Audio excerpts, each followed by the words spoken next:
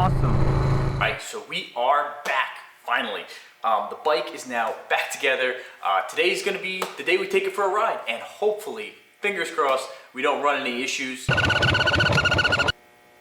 But sometimes stuff happens and we'll have to figure it out. But first, we gotta do a couple things to prep this for the ride. So if you look online, there's a lot of different braking processes people like to follow, but for the most part, they're pretty similar with little variations here and there. So what I'm gonna be doing is I'm gonna idle for 10 seconds, 20 seconds, 30 seconds, and then 40 seconds. All these cycles with a cool down in between.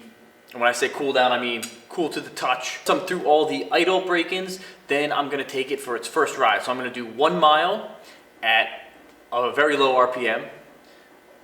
Again, let it cool. I'm gonna do 2 miles, trying to keep it at low RPMs.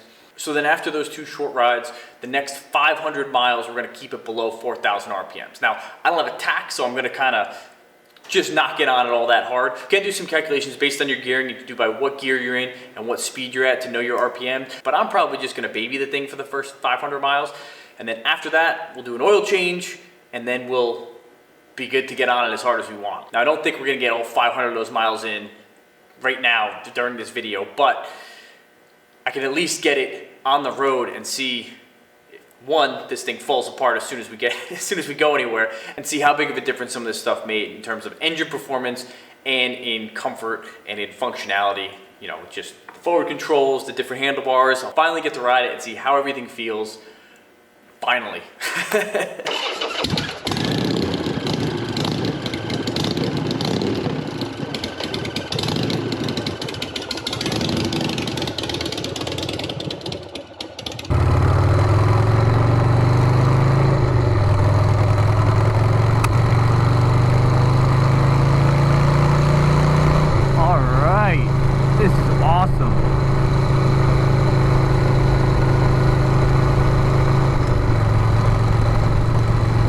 Already feel how much more torque this has, even trying to keep it at the low RPMs.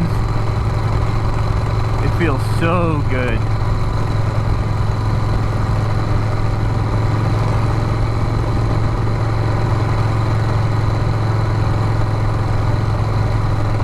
Now the one thing though is I'm getting a popping, sounds like out of the carb, which usually means you're running lean.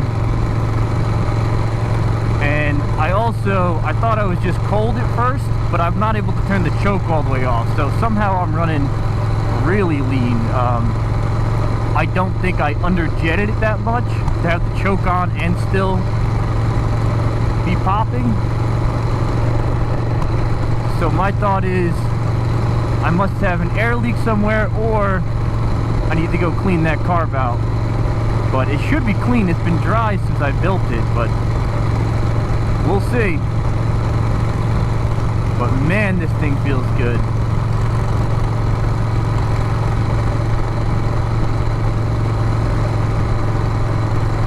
And you know, I was originally concerned about the riding position a little bit with my, you know, the forward controls and the drag bars.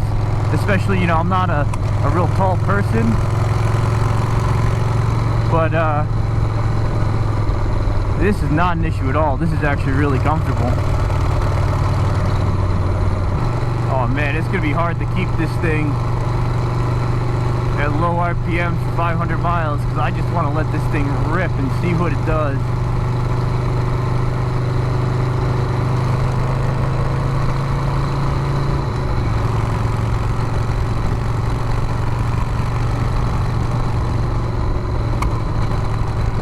Right there, you can hear that carb got a backfire.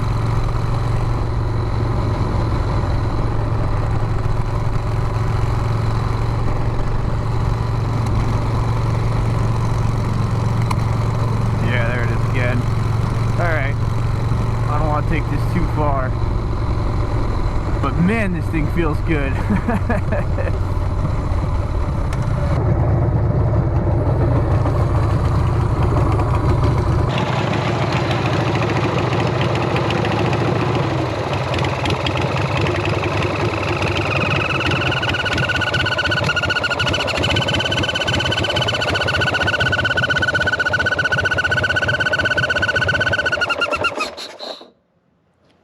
Well, that was a weird noise.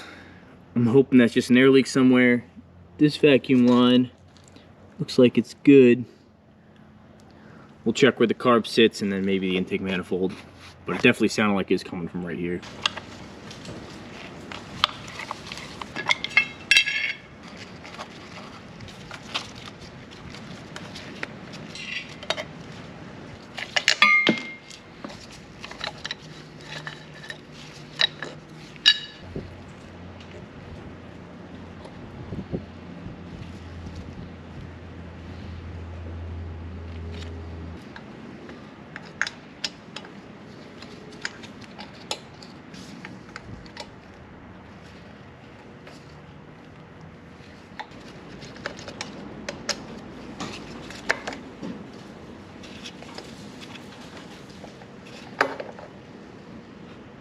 Okay, so you see on that gasket all that stuff around there? That would be the paint that came off. So I probably should have taped those off before painting instead of just taping off the hole. So now I'm gonna try to clean those up and try and get these reseated. Alright, so that seemed to be the fix for that. It may have been that paint on there, but what it really was is because it is a solid, let's go on the other side here. Because you have that solid aluminum piece, that Y is between the two there, based on the way it was contacting, you can tell because of that paint, it was a little bit crooked, so it was letting a little air in, and that was making it run way lean. So I cleaned up where that paint was, and I also this time I tried to make sure to really torque it evenly, both up and down and between both cylinders, and that seemed to do the trick, and now we are in much better shape. Okay, so I am beyond excited that this thing was back on the road. It felt so good to ride it. It's gonna be hard to keep this thing at the lower RPMs for as long as I need to, because I really just wanna let this thing rip and see how much more power this thing has. But it's definitely evident just in the low RPM run even. But this bike, now that it's on the road, is closer to being done, but I will not say that it's done.